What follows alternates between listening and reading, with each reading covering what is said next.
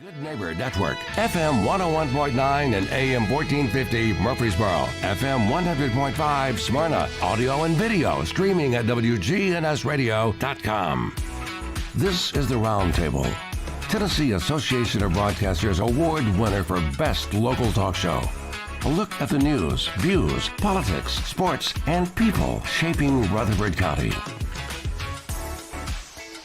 Welcome into the Roundtable. I'm Andy Herger, founder and executive director of First Shot. I welcome in a fellow friend and leadership Rutherford classmate, Sean Gilliland, who is running for District 17, County Commissioner. Sean, welcome in. Thanks, Andy. Appreciate you having me. We're kind of talking off air what an exceptional class we had. It was. And your takeaways of what you learned that you didn't know in Leadership Rutherford. There are so many for me, but for me it was the amount of great leaders that are in this community. And you know, for those who don't know how Leadership Rutherford works, every month you'd have a day, and it's around a theme. So one day was an industry day, and we got to go tour Nissan, but you know they bring in all these different business leaders from different aspects of business. So not just the big industry, but you kind of see how those piece together. Then one day is government day, and you go to meet with all the little city government leaders and the big cities, the smaller cities, and kind of see how they all work together. And then the healthcare day. I mean, it was really, like you say, it's like a puzzle, and you get to, so over the course of a year, put that puzzle piece together. So again, it was a huge commitment, but at the end of it, you look back and went, wow. I thought some of the other stuff was the outside of the class, the Right. one day, the ride along with our police officers, our watching our court systems work or not work, whatever your opinion was. But, man, I grew a lot from that. Absolutely. And, you know, the fun things that people sometimes stick out with the Black Hawk helicopter ride, you know, I'd never done that before. The bus ride out to the jail when the sheriff's department SWAT team raided the bus, that was pretty cool. But you're right, it's some of the little connections you make and the conversations with all the great people that were in the class. I mean, I just, you know, Randy Caldwell was in that class with us, and I got to work with Randy on the Main Street Board for many, many years, and Matthew Blomley was in that group, and he's still with the city, and we go to church together. So it's been a great experience. Unbelievable experience. And let's kind of go back your history. When I first met you, even before Leadership Rutherford, I met you working as a federal employee in Bart Gordon's office. Let's talk about some of the, I guess, tools that you learned through working at the federal government that are going to help you be a great county commissioner. Well, so people ask me, and I don't know, I think as 435 members of Congress, every office is probably different, but we had a history here in Tennessee for the longest time was you kind of go to your congressman for help with things. And so amazingly, I wasn't sure that I knew to expect that, but 75% of my work was probably social work. It's somebody come in that says, hey, I've run into this issue, a problem with the Social Security Agency. And we had veterans who were having trouble getting their VA benefits, or, you know, they lost their medals in a fire that they had earned in World War II and wanted to get them back. I mean, it was just all kinds of things. We had different staff members, and just by nature of how it worked, you would kind of find an agency and get to know all the ins and outs of it. Because as much as anything, it was directing traffic. You know, it was, okay, you want to do this, here's what you got to do. Here are the rules of this program, and we need to get you in touch with this person, and they can do it. And sometimes we couldn't help with things, but it was something different every day. We had some amazing stories. I never forget, we had this young woman who was a track star at MTSU, and she did an internship with us over the summer, and she was from Finland. And her first day on the job, somebody called from Woodbury and was having a dispute with his neighbor. over his neighbor's dogs killing his chickens, and she just did not know exactly how to process that. But that was quite an introduction for her. Yeah, it was amazing to me how much could get done by y'all's office. And I think a lot of it is you guys knew how to navigate the waters, and most of us, like I'm turning 65 tomorrow. I've navigated some waters right with my health care. And I think it's become easier, but man, it's still your heart goes up because you really don't know how to deal with the federal government that's so big. And I know we had something called the Yellow Book, and it was literally like the phone book for the federal government. And I would love to have one of those today. I don't know where you get those, but it was just like I say. Sometimes it was heart wrenching, and sometimes it was humorous. But it was it was a lot of fun work. But I kind of got to answer your question. You get to see how government works and how it doesn't work. And that's what I like to say about it. Sometimes the red tape and the bureaucracy is a real thing, and you can't get people the help they need because of that red tape. And sometimes you can see that government can really step in and do something that's good and help a community out and make our lives better. So you kind of get to see warts and all. Well, I think it's like anything. There's nothing perfect, but in the interim, what have you done since Bart left office? I had a great opportunity to change careers, and I went to work in nonprofit healthcare as the CIO at the Primary Care and Hope Clinic. And I was familiar with them. Actually, my project with Leadership Rutherford was working with the Primary Care and Hope Clinic. It was sort of my first introduction to them. And if you think back through, even working for Bart, a lot of people didn't know this about Bart, but I hope he's not listening today. But I kind of hope he is. He was chair of the science committee when he retired, but Bart required a little bit of help with basic technology, like reprogramming his car clock twice a year when it came time for the time change. But Bart understood the value of technology, but this was way before I came to work for him. But in his first election, he put together what I understand was the first ever computerized database of voter records. And this was in 1984, so well before that kind of thing was done, and got a couple of guys on an Apple IIe that entered all that information in that county election commissions would print out. So Bart always understood the value of technology, and over the years people would write about an issue, and he wanted to be able to follow up with those people, and we had to keep track of all these things. So I kind of worked with that. But before I came to work for him, I worked for Cracker Barrel in their corporate office in the accounting department. And I remember my first week there, I had to file a sales tax in some state, and they handed me this form in triplicate and showed me the bank of typewriters.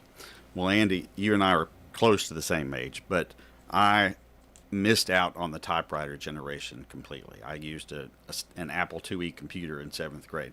So typing something in triplicate where you couldn't make a mistake scared the heck out of me. And so when they were in the process of sort of digitizing and computerizing a lot of those processes, and I got to kind of work with that. Before that, my first job was managing the Read More Book and Card in Georgetown Shopping Center here in Murfreesboro.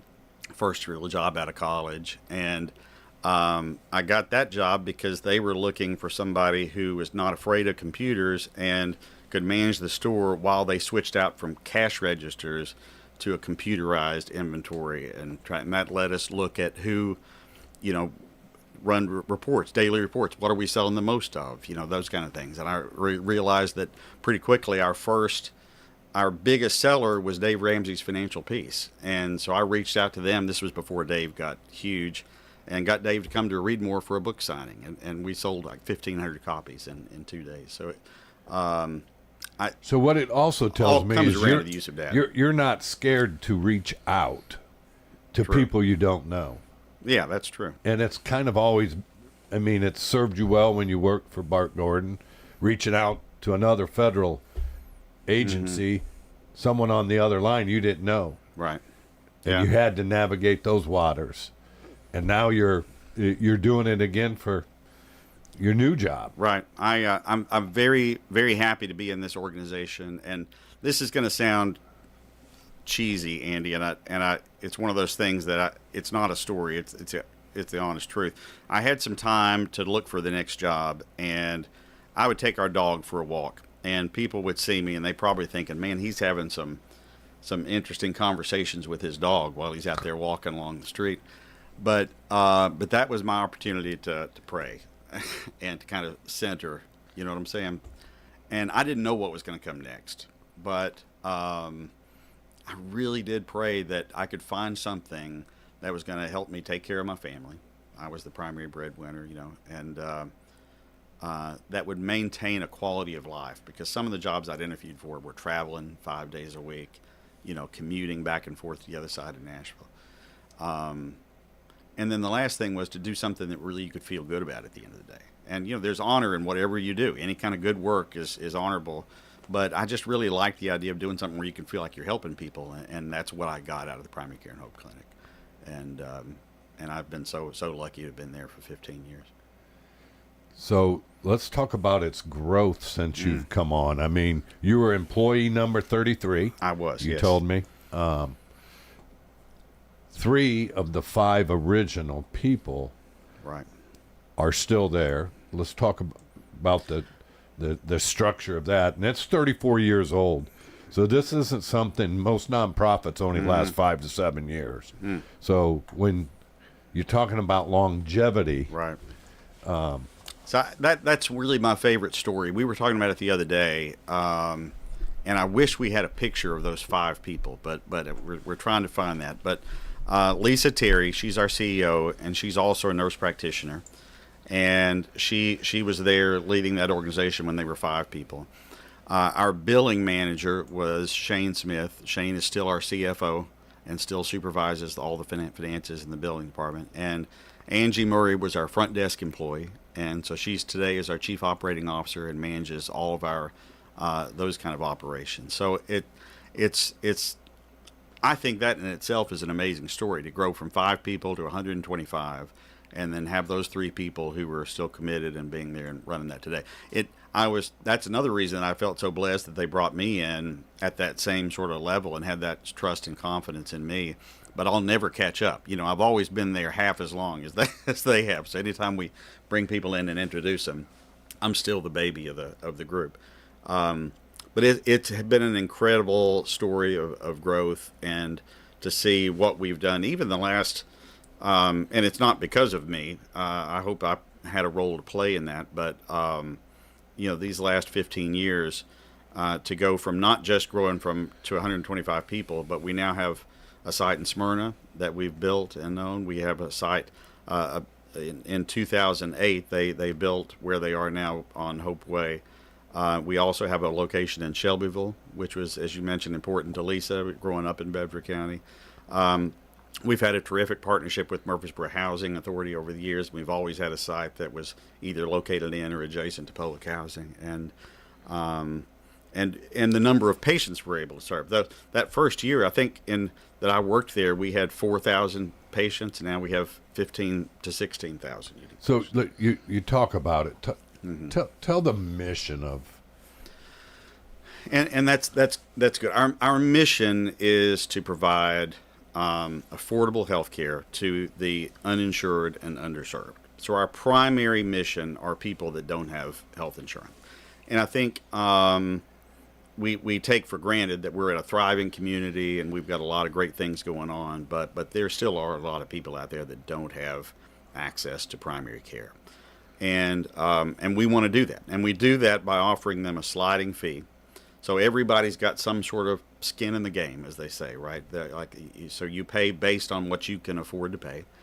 And so we have people coming in for copay that pay next to nothing, and then people who come in and pay more reasonable amounts. But it's all based on their household income.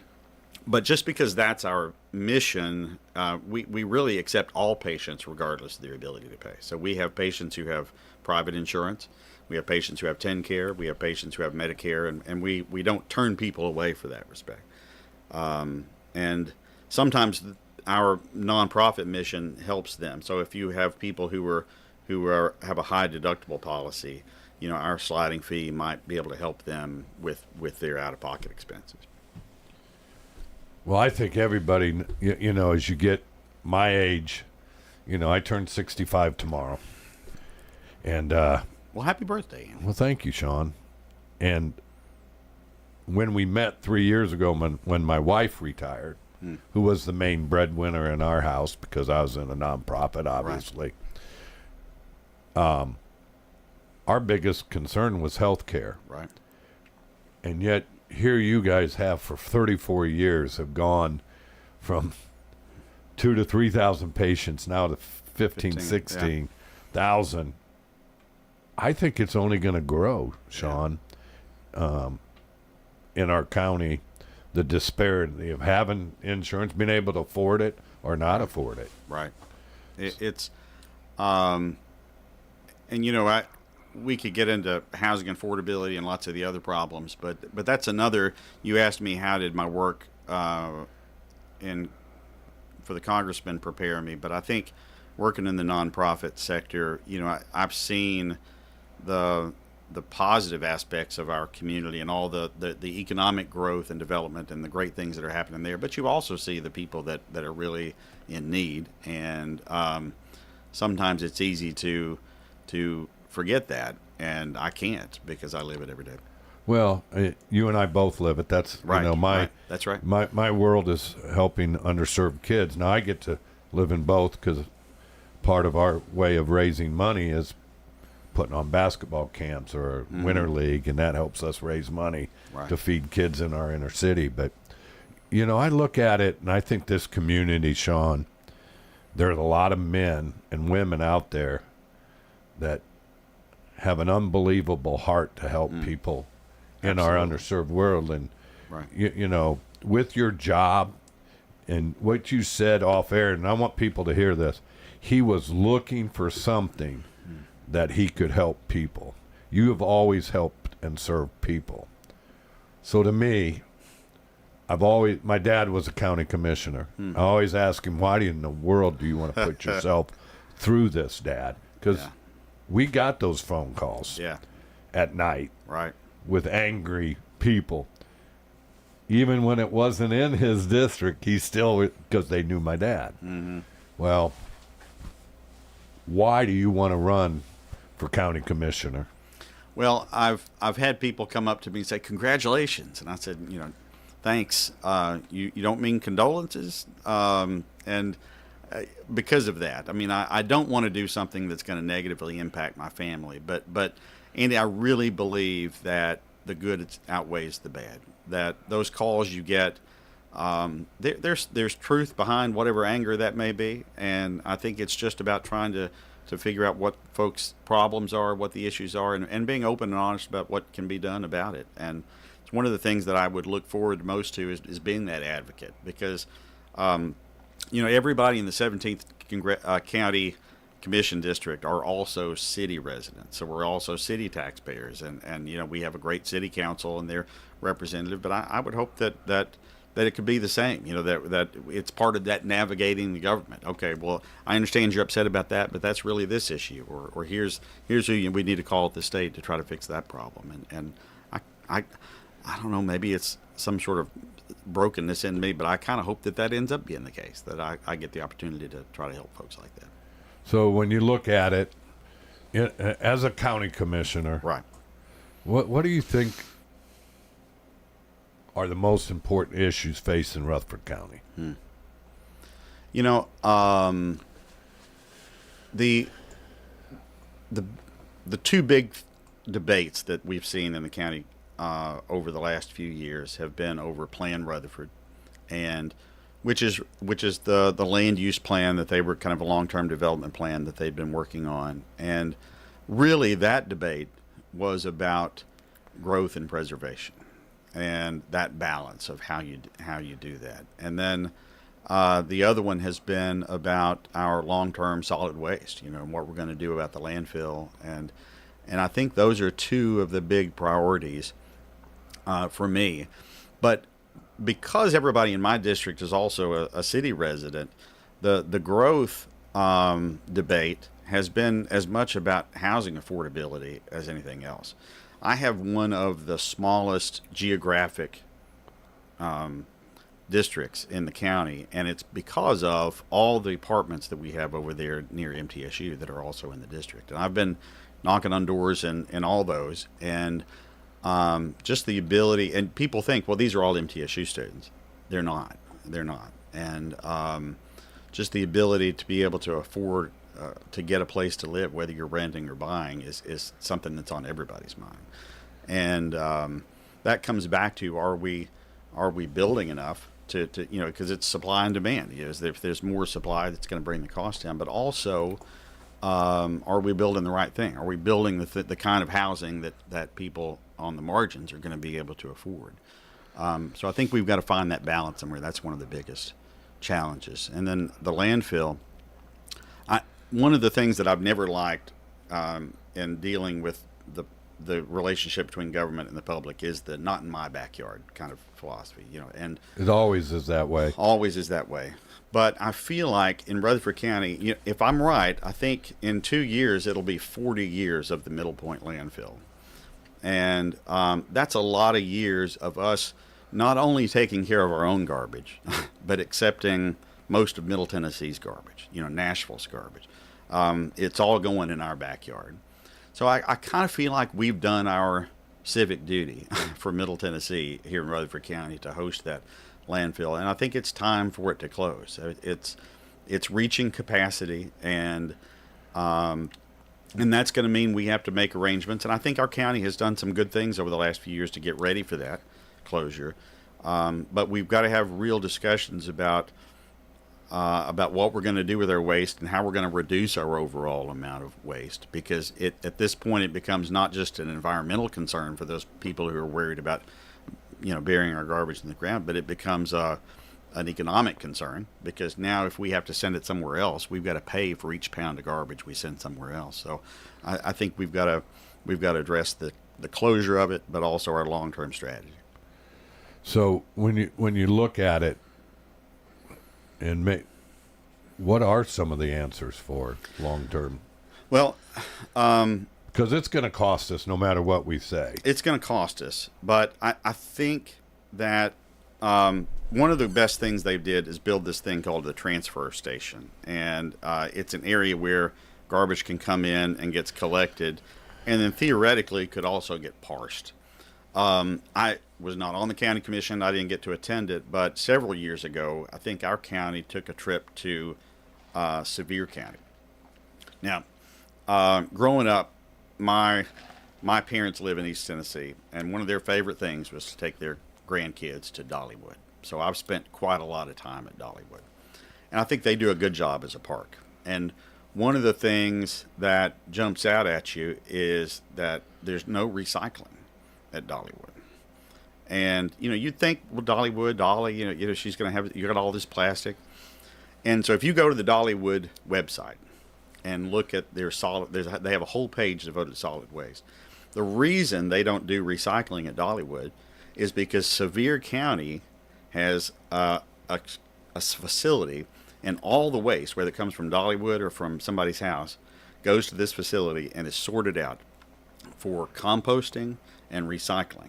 And Sevier County, in the heart of East Tennessee, is proud to claim that 70% of their solid waste gets diverted to compost and recycling. So that they're reducing the amount of garbage they have to pay somebody to bury in the ground by 70%. So I think there are things we could look to do, and we've got to start having those conversations. And if they have, with Dollywood and all the tourism that they have some exceptional pluses that allow them to do that. But what they are our also have strategies more gonna waste be? because of That's tourism. right. That's right. So I think it's we can't have a bury our head in the sand kind of approach, and well, we're just going to ship it off. And I think we've really got to be forward thinking about what are the possibilities. And again, it's that not far right, not far left, but there's some plan that makes sense that's going to appeal to everybody, because whether it's an environmental thing or a cost thing, well, it's not a left or right issue. That's right. We all make garbage, right? Yeah, I mean, we're all part of this county. That's right. So to me, again, Sean, my whole take on county commissioner, there's no left or right issue that you're solving. When you really think about it, you're looking at, are there solid way to get rid of our waste? Mm-hmm. You have roads that you have to help maintain. You have schools that you have to build. Mm-hmm. Yeah. And there's not a Republican or a Democratic way to fill a pothole, or to build a school. Correct. So when you look at it, I think education's the most important part of any society. Mm-hmm. So when you look at the role of a county commissioner, what do you look at and see in our Rutherford County school system, which is one of the best in the county, in the state? Right. What is your job to facilitate as a county commissioner? The important role that the commission has is setting the budget and funding county schools. The school board gets authority to determine how they're going to split that money and where they're going to be, funding priorities are going to be. But it's largely up to the commission to set that overall number and make sure that they have the resources to do what they need to do. Now, I think we can have some input over how well, how that money is spent, but eventually that's completely up to the school board. But we also are sort of in charge of making sure we can build those schools that need, and that's the other part that goes along with the growth. And the thing I've been hearing most about is that we can't necessarily stop the growth. And Andy, I'm from a small town in East Tennessee, and it got smaller while I was living there. And if you've been part of that, you don't want that for your community. I mean, you don't want businesses to close and people to get laid off, and so we've got to find a way to accommodate the growth in a way that preserves that quality of life. And part of that is making sure that we're building a school before they get overcrowded. And if we know that there's going to be growth in there, what are we doing we kind of know where those areas are. So what is our plan to make sure that school is open and in place before we have to start putting in portables at other schools? So I think making sure that they have the resources they need and that our growth is accommodated from a school perspective is a big part of that. Well, we're going to take our first break and be right back with Sean Gilliland. School's out Murfreesboro, but learning doesn't stop at Learning Zone. All summer, kids grow with hands-on fun that keeps young minds sharp. Here's the big news. Our summer special gives new families our best summer promotional rates. Enroll in the next 30 days to take advantage. Miss the window, and it's gone. Trusted care, amazing teachers, unbeatable rates. Call Learning Zone at 615-695-1667. That's 615-695-1667. When it comes to your child's health, you want care that's close, convenient, and centered around the needs of your family. At MMC Pediatrics, we're more than just doctors. We're partners in your parenting journey. Here for every growth spurt, for every boo-boo, every fever, and every flu. Our team approach means that your child always sees someone that knows them. We are MMC Pediatrics. We are right beside you every step of the way.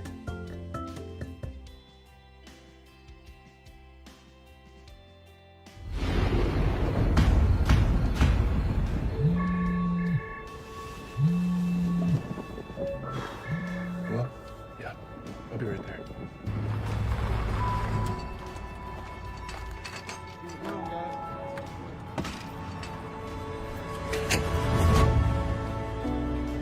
It takes all of us to power a community, both in plain sight and behind the scenes. Middle Tennessee Electric, bringing good energy.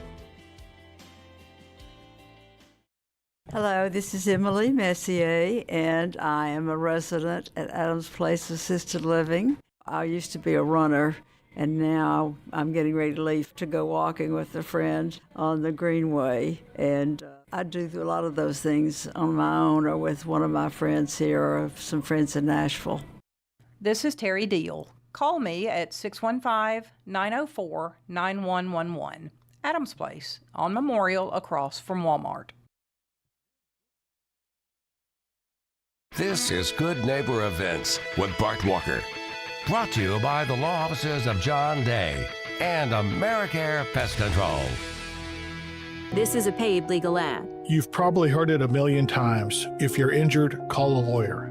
And you probably haven't because you don't know how much it will cost, how long it will take, or even if you have a case. At the law offices of John Day, we provide a free initial consultation because we understand that folks don't want to pay a lawyer only to find out they don't have a case. If you think we can help, we do so on a contingency basis, which means we only get paid if you do. Seriously injured? Call me, John Day. Now, Good Neighbor Events. Here's Bart Walker. It was on June 26th of 1976, 50 years ago, that Cannonsburg Village officially opened. And this weekend, Cannonsburg celebrates its 50th anniversary. Cannonsburg is at 312 South Front Street, in the area that's being redeveloped with the daylighting of Town Creek. So this weekend, see the grist mill and enjoy Murfreesboro Art League's gallery. Visit the old doctor's office and the general store, plus the working blacksmith shop.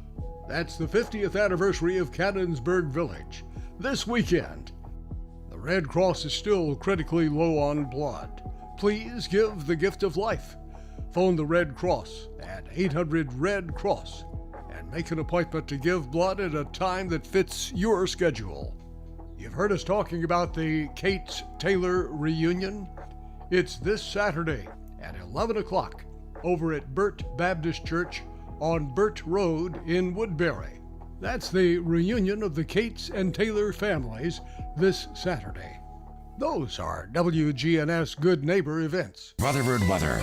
Cloudy today with storms likely, high of 84. Lows level off around 65. Tonight, chance of thunderstorms. I'm meteorologist Jennifer Wojcicki on News Radio WGNS. Right now, it's 73 degrees. WGNS is powered by Middle Tennessee Electric. Since 1936, MTE has provided the reliable service and peace of mind we count on. Manage your account anytime at MTE.com or through the MyMTE app. This is the Roundtable from News Radio WGNS on FM 101.9 and AM 1450 Murfreesboro, FM 100.5 Smyrna. Listen and watch at WGNSradio.com.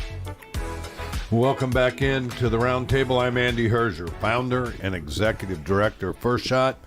Just to save the date, we have the Autumn with the Alley out at the Oakland's Mansion. Music.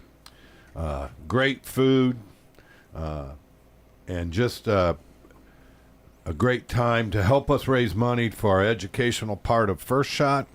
And again, if you want more information, you can contact me at 615-631-5312. Sean, welcome back in, man. It's been, it's amazing how I think God works. We hadn't seen each other in years, kind of, and we've bumped in twice in 1 week. That's right. And I do appreciate you coming in. One of the hardest things I tell Brian Barrett all the time is to get good quality guests. And well, I appreciate want you having the me people on. of Rutherford County listening. I just think we need quality young people running. And you're younger than me, so it's all perspective. Okay. All right. So I do appreciate your running and putting yourself out there. A lot of people won't put themselves out there. Well, but, you know, after the landfill, after schools, we have our police department, the sheriff's department. Right. That, again, he's an elected official here. I guess it'll be a he because that's all that's running. Right. Left standing. What is the county commission and the sheriff's department? What is the working relationship that needs to happen there. Similar to the schools, the commission's biggest job there is setting the budget. And again, it's going to be it's making sure that they have what they need. I have had concerns. I was talking with a good friend who was an ER doc and was kind of lamenting how talented a lot of our EMTs are, and how many of them hold it. You know, they work these long shifts, but then they have another job because they're having trouble. So I think we're the fourth largest county in the state of Tennessee now, and I think we need to make sure that some of those public safety workers, that our pay is as competitive or more competitive than the others, if we want good folks. And these are people that we depend on with our lives, right? Whether it's the sheriff's department or the emergency services. And so I want to make sure that we're doing salary studies and that kind of thing to make sure that we're paying what we need to pay. The one of the scary things that's going to happen is, as I understand, the state has mandated that we build a new jail, and that Rutherford County has to build a new jail, and that's going to be a number with a lot of zeros on the end of it, and it's going to be a big challenge for our next sheriff to manage that, as well as the other duties of the sheriff's department. And I just want to, if elected, I want to be a good steward of the taxpayers' money. And I think it's worth looking at. We have a lot of inmates in the jail that are not our inmates. They're people the state has sent us. So are we getting paid enough by the state to house their inmates that it makes it worthwhile, or are we having to build a new jail because they keep giving us more people that we have to house? It's kind of like the landfill situation. If we had Rutherford County's landfill for our own garbage, it wouldn't be full. It's full because we've been opening up to everybody else. So same thing with the jail. Are we having to do it because of situations that are outside of our control and more in the state's control, or is this really something that we're going to have? And if it is more of the state, is the state going to help fund it? Right. And as their federal fund, it's one of those things to me that they toss out, hey, you're going to have to build a new jail. Well, yeah, where are the funds coming from? Right. Yeah, and it would be unfair for that to fall solely on the Rutherford County taxpayers if we're not the whole reason behind the need for it. It's going to be interesting when I have you back on after you're elected is to find out the percentage of Rutherford County inmates versus the whole state. Yeah. Because, again, that to me, the burden shouldn't just be on us as Rutherford County And let taxpayers. me be clear, Andy. I hope you know me. I'm sitting here with my Be Kind coffee mug. I'm not accusing anybody of I think we've got a good sheriff, and he's been looking out. But I think these are the kind of conversations and the kind of data that Rutherford County citizens need to know, and need to know that it's transparent enough to say, here's what we got. Here's who's in our jail, and here's what we're getting paid, but here's what we're having to pay to feed and house them and provide health care for them. And here's why we're going to have to build a new jail and where that money's going to come from. Yeah, there's a lot of complex problems. Yes. But with that, we got to have some deep thinkers. And I think one of the things I love most about you, you are always very slow to speak. You listen to people. It was incredible. I got paid as an assistant coach to watch the families, who was in, who was out. So when I'm in a group of leaders, I'm watching how people respond. You were always slow to respond. Where did you learn that? Probably from making the mistake of not being slow enough to respond enough times that it sunk in. I'm glad my wife and daughter aren't here. They might take issue with that statement, but I do think that's the best way to do it. And I don't know how to say this and it not sound like a slogan or something, but I think that all Americans need to do a better job of adapting the thought that I can believe that I'm right without knowing that you're wrong. And if you can enter into a conversation to say, hey, what can I learn from this, or where can I see commonality or the truth in what you're saying, I think that's a better way to look at a discussion without going in and saying, I already know, I have this preconceived notion that this is the way it's supposed to be. And some people would say they wish I would be a little bit more forceful and a little bit more opinionated, if you will. But I just think that that's the way that we need our leaders to behave. And so I'm pleased to hear you say that, because that is something that I want to try to do. I think there's more of us that have been silenced because of it, Sean, that we aren't listening. I find it that if I ask more questions and listen, the more I learn. Right. Again, having difference of opinion, where did I don't even know when it started. When was that wrong? Yeah. I mean, that's what makes for great ideas to come out. But we silence people. Right. I hope, again, the transparency part of your whole being, Sean, is important. It's the transparency on the landfill, what solutions need to come. They're out there. They got to be out there. Bro, should I ask that question? Yeah, it's Should I ask that question? Yeah, it's 30 years. 30 years. And 32 for me. And I remember when we bought our first home here in 2000, down on 2nd Avenue here in Murfreesboro, right off well enough off Main Street that we could afford it. But you think about what that house was. It was $87,500. And you think about what that cost was in relation to what I was making, and it was a lot, you could do the math. But now if you take what somebody out of school, working a decent job, that first home, that starter home, is just so many more times beyond what they're making than what we were doing when we were younger. And so it's not a problem that the county commission can just solve, but it's also not a problem that I hear a lot of people talking about. Like, how do we do it? And getting back to the state and some of the issues there, my understanding is, if let's say you owned some land and you wanted to build some houses, and the county wanted to say, okay, we'd love for you to develop this, but we want you to reserve 20% of it for affordable housing.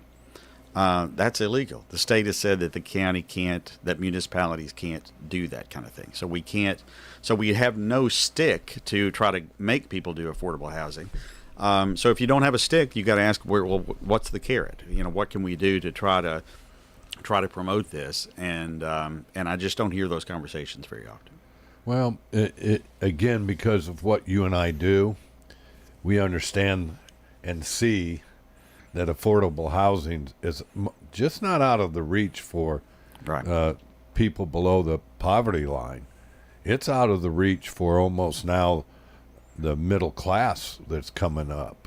That, right? I mean, your starter homes now are $400. Yeah.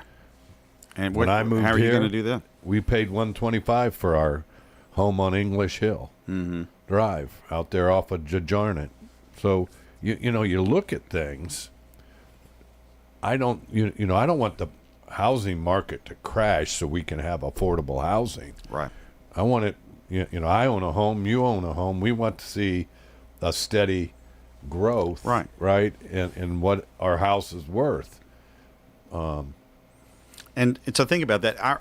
The median household income in Rutherford County is $50,000 a year. And if a starter home is $400,000, that's 8 times what they would earn as a household in a year. I mean, that's not going to be possible. If you think back to I know Dave used to talk about 25 to 30% of your income should go to housing, but you can't do that if you can't make those numbers work. Well, again, it's amazing to me that how many people are below what the county says you need to have to survive in our county. Mm-hmm. It's 70,000. Yeah. Yeah. You know, and you're saying our median household is 50. Just think about, you know, the gap. That's right. Of what's going on and the disparity. And I don't know if we have the answers, but man, we got to start talking about it. We do. And one of the things that just happened recently, and I'm not on the commission, so I don't know the strategy there, but for years, the Chamber of Commerce has gotten a percentage of the county's portion of hotel motel tax. And that they're supposed to use that to promote tourism and other things. And just this month, the county changed that formula and cut about half of the funding that goes to the Chamber of Commerce. So when you think about the housing, one portion of it is the housing, but the other part's the income, right? Bridgestone, Firestone, they've been here as long as I've been in Murfreesboro. And when they closed last year, that was 700 good-paying jobs that we lost. And, you know, I appreciate that we got an In-N-Out burger, but, you know, flipping burgers is not making tires. And so it seems short-sighted to cut funding for the one nonprofit organization whose job is to bring more jobs to Rutherford County. And so I really want to know more about that decision-making process and what we can do, because I think our chamber does a great job, and I want to equip them to do more of that, not force them into doing less of it. Well, we're going to take our final break and be right back with Sean Gilliland.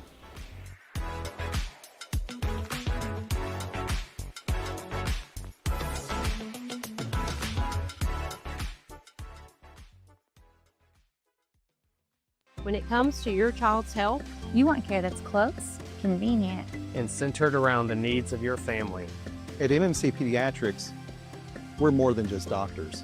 We're partners in your parenting journey. here for every growth spurt, for every boo-boo, every fever, and every flu. Our team approach means that your child always sees someone that knows them. We are MMC Pediatrics. We are right beside you. Every step of the way. First Shot transforms Rutherford County youth. Coach Andy Herzer leads dynamic basketball camps and clinics, building skills and character since 2003. Kids dive into exciting STEM projects, sparking creativity through hands-on coding, art, and dance. They elevate their mind, spirit, and body in summer and winter programs. Visit FirstShotTN.org today to learn more. First Shot, where kids gain, elevate, and develop.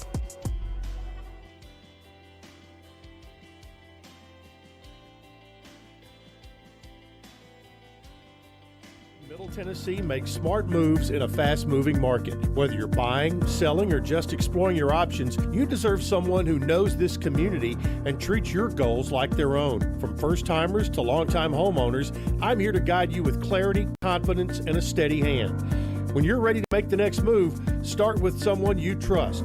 Visit ChooseChip.net and let's make your 2026 move the right move. Hey, this is Trevor from Bell Jewelers, inviting you to come shop with us.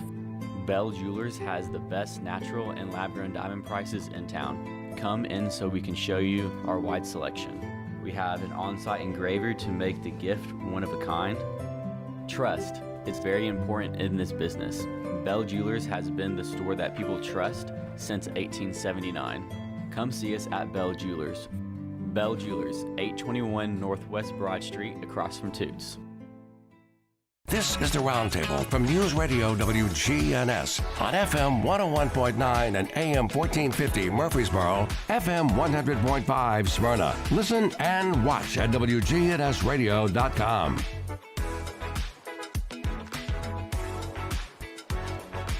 Welcome back into the Roundtable. I'm Andy Herzer, founder and executive director of First Shot, here with a longtime friend. I've known you. We've known each other for over 20 years, and I appreciate your honesty here today. And I think that's something that's missing in politics today.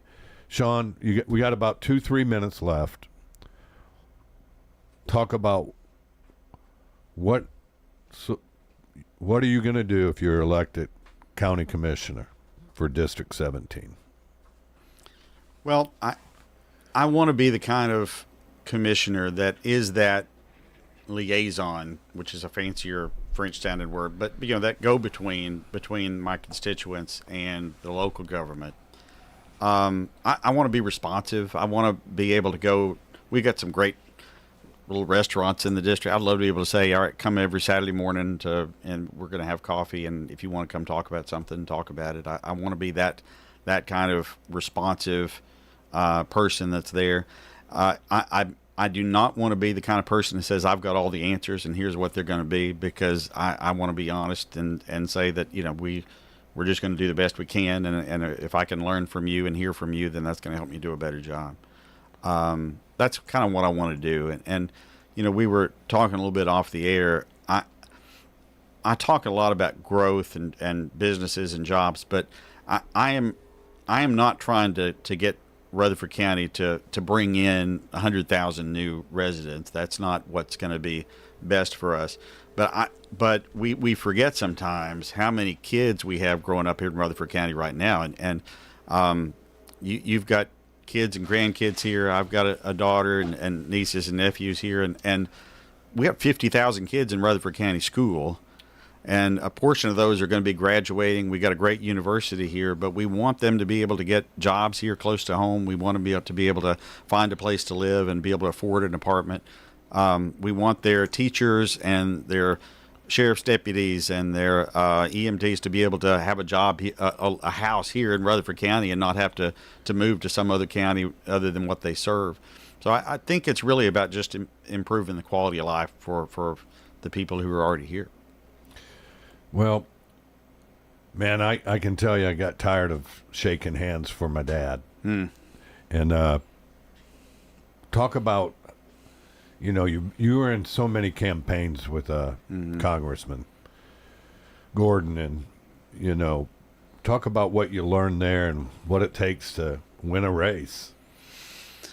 Tip O'Neill was Speaker of the House for a long time, and he wrote a book. It's not a very big book. I highly recommend it. It's called All Politics is Local.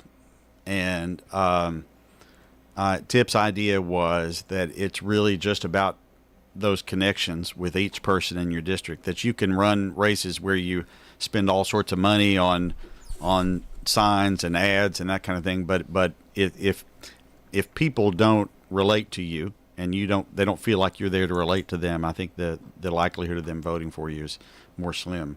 I'm reminded of that Maya Angelou quote that says, people will forget what you said, they'll forget what you did, but they won't forget how you made them feel. And so I think it's that retail campaigning of actually caring about people. That's got to start there. And then going to where they are and talking to them and meeting with them, that's going to resonate. That's my hope anyway. So how many doors have you knocked on, and how many more doors do you have to knock on? Hundreds. And, it's hard to find people at home. So I've left a lot of sorry I missed you notes and that kind of thing, and try to go to public events and meet people where they are. But I really enjoy that, and people are surprised, but I've not gotten an unkind door. I mean, if people come and they'll talk to you, they're happy that you're there, and it sounds cliche, but I think they really are just happy that somebody cares enough about what they think to come talk to them.